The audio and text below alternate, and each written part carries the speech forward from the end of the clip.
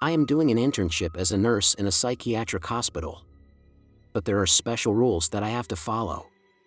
Hi, my name is Emily. I'm a nurse at Briarwood Psychiatric Hospital, tucked away in the mountains of Colorado. Right now, I'm locked inside one of the wards.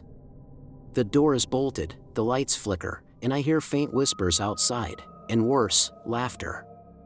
I don't know how much longer I have, but I need to write this down. If you're considering working here, stop. This place isn't what it seems. This was supposed to be a stepping stone for me. I just started my internship, taking night shifts for the extra pay and thinking they'd be quieter. I wanted to prove I could handle anything. What I didn't know was that this hospital has a history, a dark, terrible history no one talks about until it's too late. From the moment I stepped into Briarwood, I felt it. The air was heavy, like the oppressive calm before a storm. The walls are cracked, the paint peeling in long strips that sway when a draft sneaks through. The hallways stretch endlessly, dimly lit by flickering fluorescent bulbs that hum just loud enough to crawl under your skin.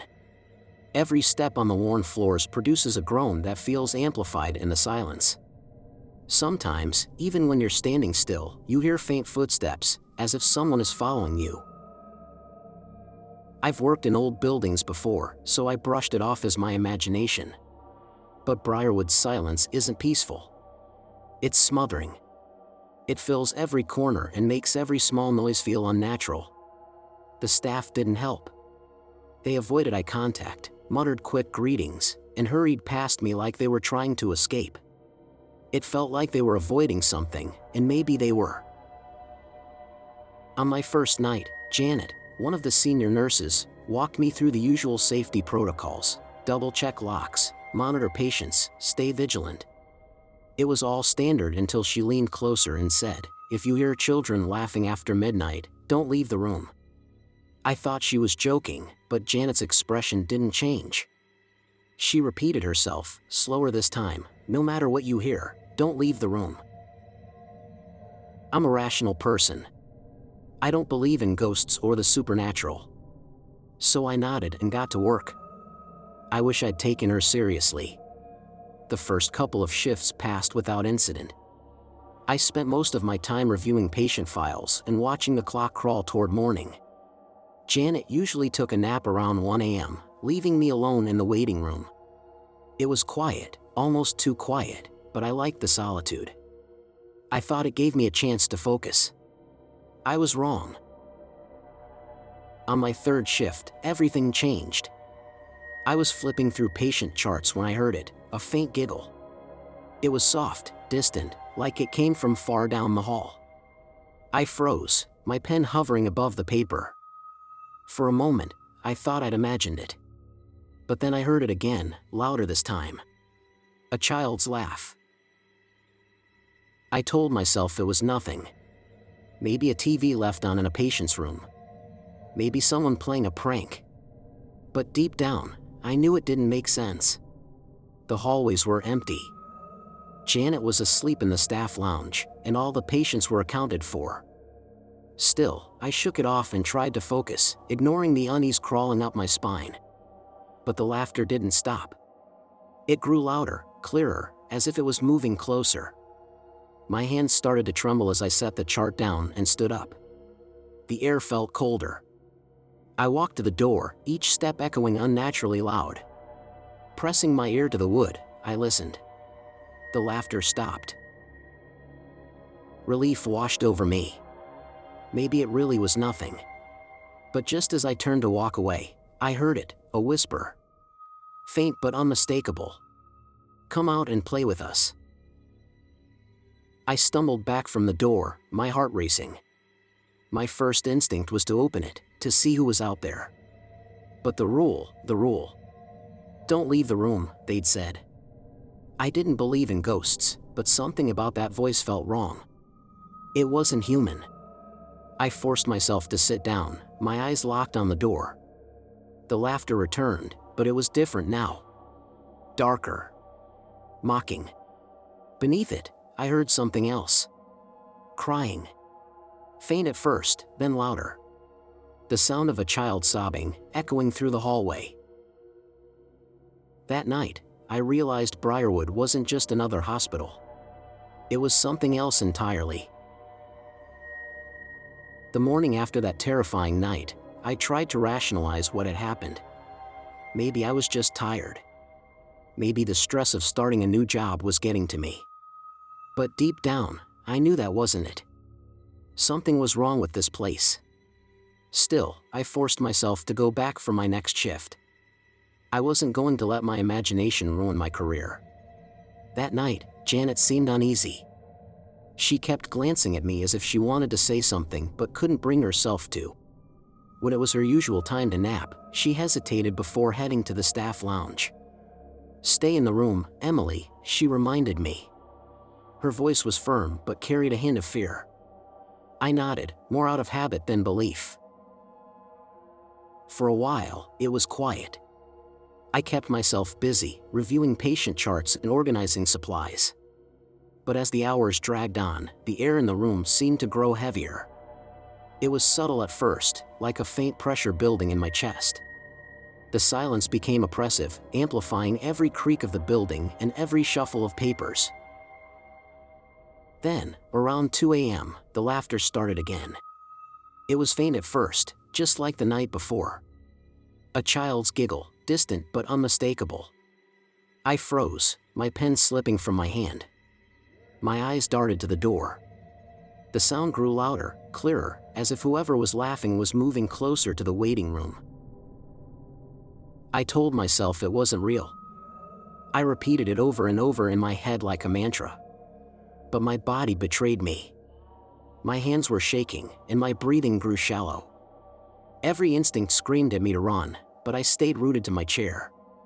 "Don't leave the room," I whispered to myself, clinging to Janet's warning.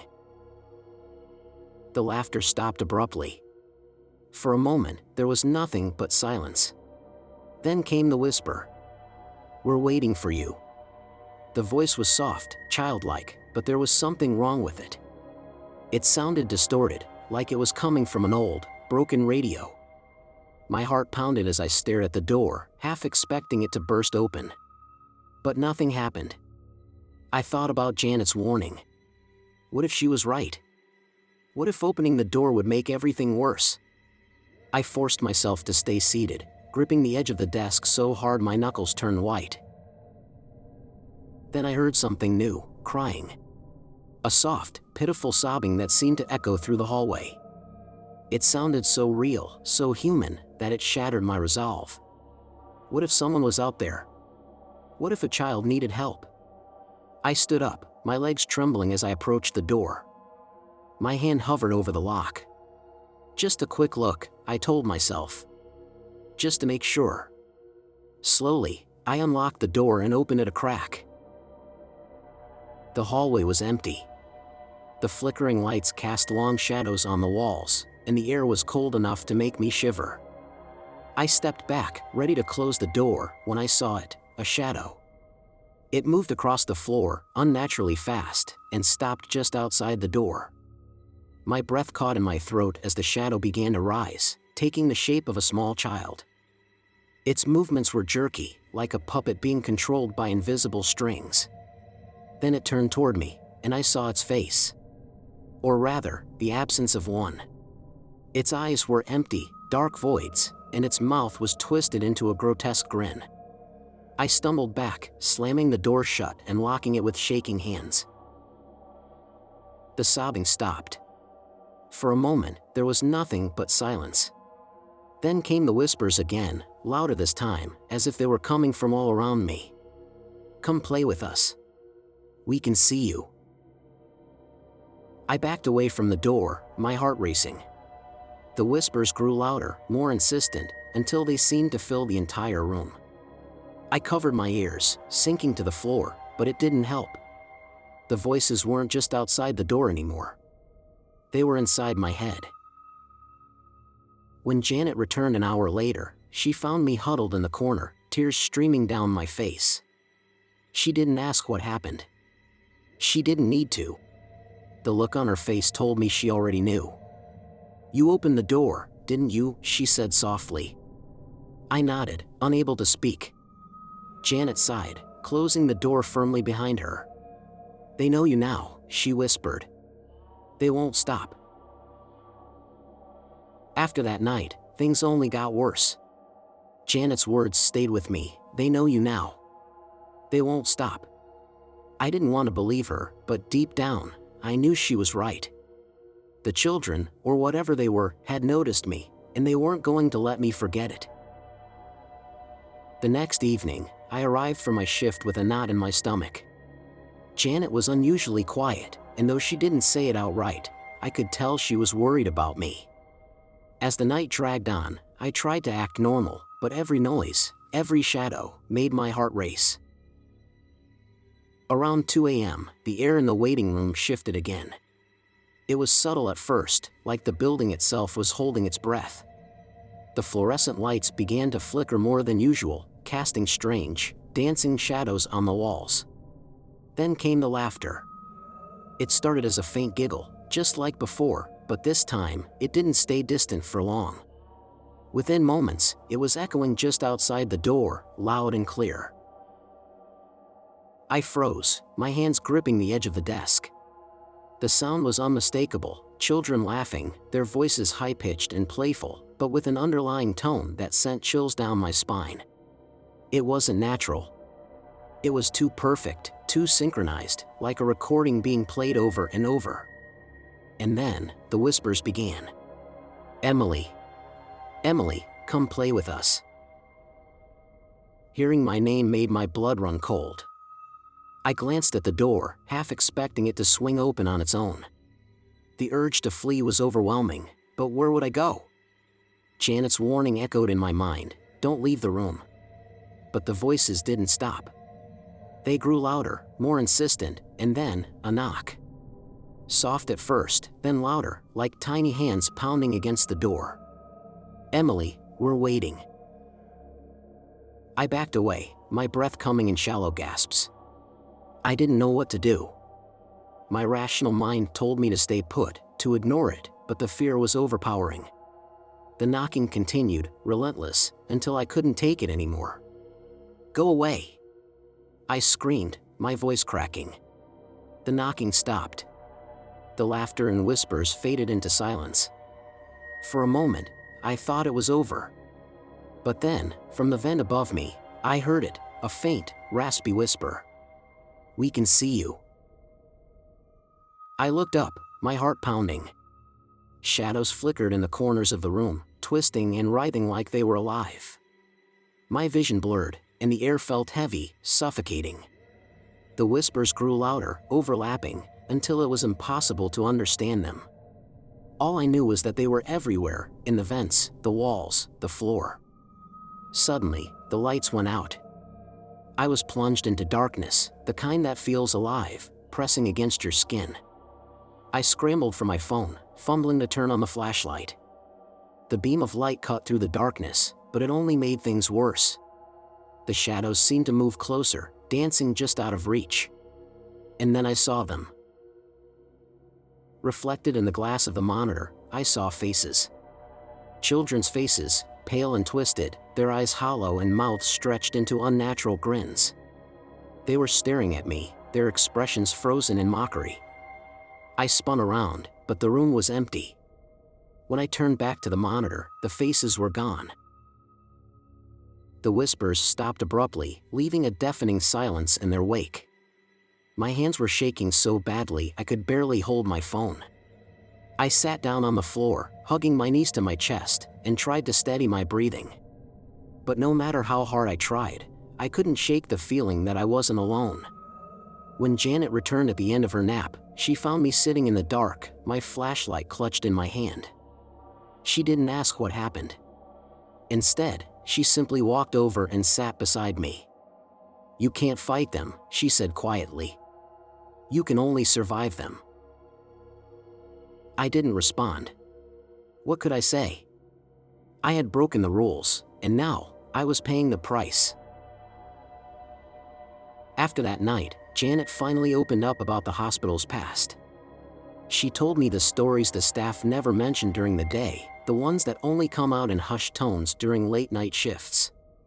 Briarwood wasn't just a psychiatric hospital, it was a place of horrors. Decades ago, this hospital housed children with severe mental illnesses. Back then, the treatments were experimental and cruel. Electroshock therapy, isolation chambers, and worse. Some of the doctors believed they could cure these children by pushing them to their limits. Many died. The ones who didn't were left broken in ways no one could fix. But it wasn't just negligence or malpractice. Janet told me about a particular doctor, someone whose name had been erased from official records but whose presence lingered in whispers. He conducted unsanctioned experiments on the children, claiming he was studying fear. They said he wanted to see what the human mind could endure before it shattered completely. He succeeded, but at a terrible cost. The children never left, Janet said, her voice barely above a whisper. They're still here, trapped in these halls. They're angry, Emily. And they're looking for someone to take their pain out on. I wanted to dismiss it, to believe it was just a story meant to scare me. But after what I'd seen, I couldn't. The faces in the monitor, the whispers, the shadows, they all made sense now. I wasn't dealing with restless spirits. I was dealing with victims of unimaginable cruelty. Janet looked at me with a sadness that chilled me to the bone. You broke the rules, she said. Now they know you're here. They'll keep testing you, pushing you. You can't give in, Emily. No matter what you hear, no matter what you see, don't let them win. I nodded, but I wasn't sure I believed I could do it. The fear was already eating away at me, making it harder to think, harder to hold on to logic. But I didn't have a choice. The children weren't going to stop, and I had no idea how much worse it was going to get. I hoped that leaving the hospital after my shift would bring relief, that the horrors I experienced within Briarwood's walls would stay there. I was wrong. The children didn't just haunt the hospital. They followed me. It started small, almost imperceptible. The first time I noticed something strange was when I got home after a particularly quiet shift. I was brushing my teeth when I saw it, a shadow, quick and fleeting, darting behind me in the bathroom mirror. I spun around, but the room was empty. My heart raced, but I told myself it was nothing. A trick of the light. Stress. Fatigue. Anything but what I feared. But the occurrences escalated. I began hearing faint giggles at odd hours, even when I was alone in my apartment. I'd catch glimpses of small shadows moving just outside my line of sight. One night, I woke up to the sound of whispering. It was soft, almost melodic, but unmistakable. Emily, we're still here. I sat up in bed, my chest tight with fear. The room was dark, but I could feel it, a presence, cold and oppressive, lingering just out of reach. I turned on every light in the apartment, but it didn't help. The feeling of being watched didn't go away. Then came the reflections. It started with mirrors and windows. I'd glance at my reflection and see them, the children. Pale faces with hollow eyes, staring back at me. Sometimes they smiled, their mouths twisting into unnatural grins. Other times, they pressed their hands against the glass, as if trying to reach through. I stopped looking in mirrors altogether, but even that didn't help. The children found other ways to make their presence known. One evening, I was sitting on my couch, trying to distract myself with a book, when the lights flickered. The room grew colder, and the giggling started again. This time, it wasn't distant. It was right behind me. I froze, my hands gripping the book so tightly my knuckles turned white. The giggling grew louder, closer. I couldn't bring myself to turn around. I didn't want to see what was there. But then, in the reflection of the TV screen, I saw them. Two small figures standing just behind the couch, their empty eyes locked on me. Leave me alone. I screamed, throwing the book across the room. The figures disappeared, but the laughter lingered, fading slowly as if mocking me. Sleep became impossible. Every time I closed my eyes, I saw them. Every time I tried to relax, I heard them. My apartment, once my sanctuary, had become just another extension of Briarwood's horrors. Janet had warned me. She said they wouldn't stop. And now I understood what she meant. The children weren't bound by the hospital's walls. They had found me, and they were determined to make me a part of their world. By the time my next shift at Briarwood came around, I was a wreck. I hadn't slept in days. The children's whispers and laughter had become constant, haunting me whether I was at home or outside. I felt like I was losing my mind, but I couldn't quit. Something about Briarwood had a hold on me, pulling me back no matter how badly I wanted to leave. That night, Janet wasn't there. Her absence only heightened my fear. I was completely alone.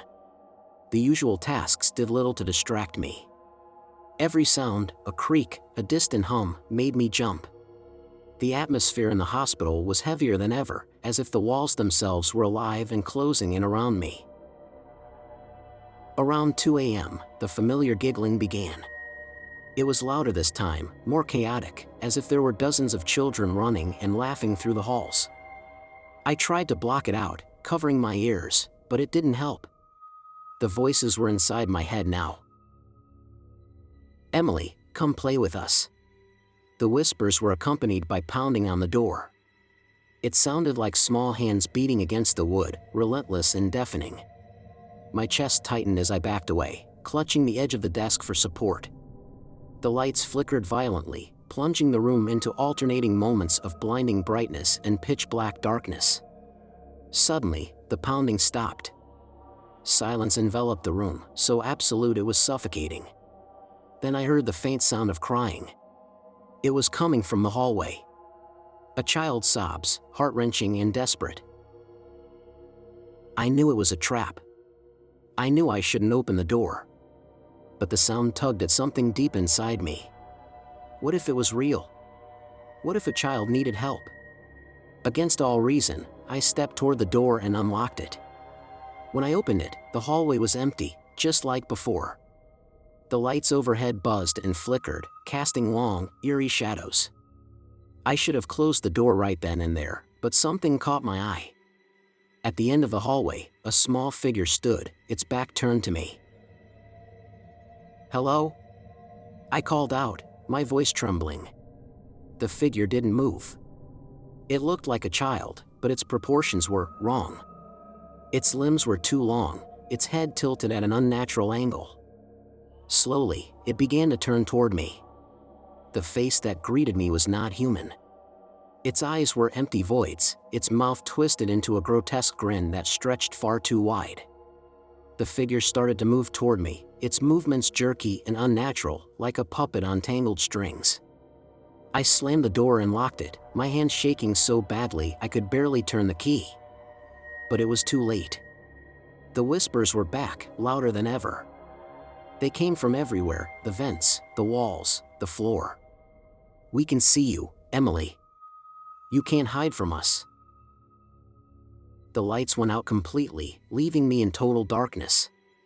My phone's flashlight was my only source of light, but its beam was weak, barely cutting through the blackness. Shadows moved around me, closing in, their outlines flickering like static on an old TV. And then they were there. The children. Dozens of them, surrounding me, their pale faces glowing faintly in the dark. Their empty eyes stared at me, unblinking, as they reached out with twisted, claw-like hands. I screamed, but no sound came out. My throat felt like it was being crushed. The last thing I remembered before I blacked out was their laughter, echoing all around me, growing louder and louder until it was unbearable. When I woke up, it was morning. I was lying on the floor of the waiting room, the door still locked. My body ached, and my head throbbed, but the children were gone. Everything seemed normal, as if nothing had happened. But I knew better. They were still there, waiting. And they wouldn't stop until they had me. So, as I wrote at the beginning of the story, I am now sitting on the floor and afraid to leave the room. I'm going to open the door and get out of here, because it's morning. but I'm still afraid to see them in the hallway again. Therefore, please take this message as a warning, because my story is true and I am sharing it with you to prevent new victims.